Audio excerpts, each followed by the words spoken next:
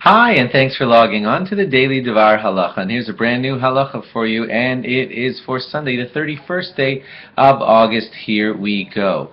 So at this time of the year, it is customary for people to check their Tefilin and or Mezuzos. Now, you don't have to check your Tefilin and your Mezuzos every single Elul, but when the month of Elul is here, and if you haven't checked them in their due time, which we'll discuss in just a moment, then Elul is the good time to be doing extra special things like checking on your Tefillin and Mezuzos.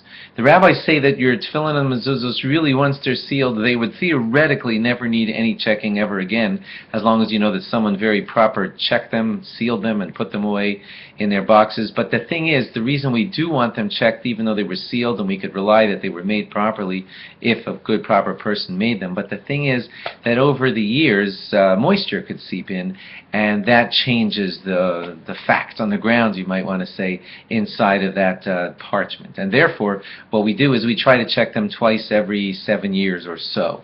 Not exactly, but we try to check our Tefillin and or Mezuzahs every couple of years because of those reasons. If you've been putting it off and you haven't done it in a long time, I bet you, some of you listening are like, I haven't checked my Mezuzahs in forever. Well, then you should get it done, and Elul is a good time to get your Mezuzahs checked. And same thing with your Tefillin.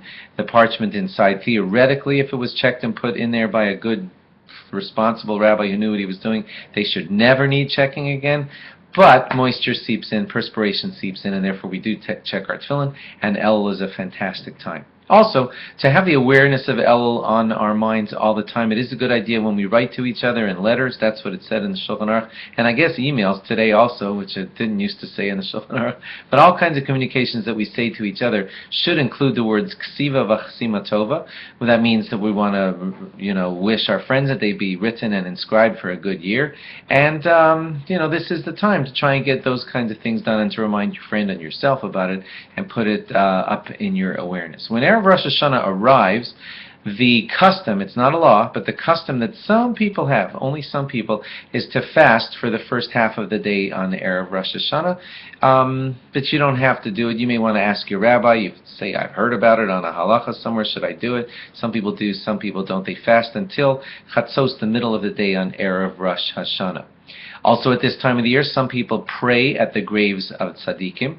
If you want to do that, it would be a very honorable thing to do. You go to the grave of a righteous person and you pray for all good things, like peace for the Jews, refuah for all sick people, for the Beis HaMikdash to be rebuilt, and many other good things like that. Please be careful that when you do pray at the kever of a tzaddik, at the burial place of a righteous person, don't pray to the tzaddik. In other words, you're not saying to the holy person that's there, can you please find a shidduch for my relative?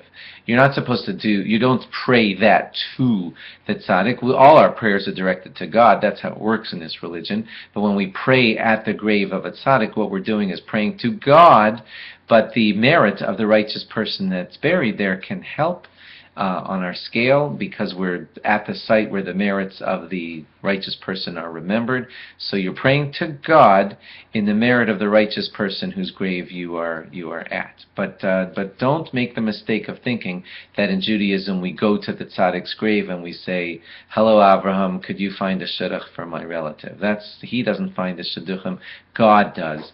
But in the merit of the righteous person, that's why we pray at those graves. We pray to God in the merit of the righteous people. Thanks for logging on, and log on again tomorrow for more. Bye-bye.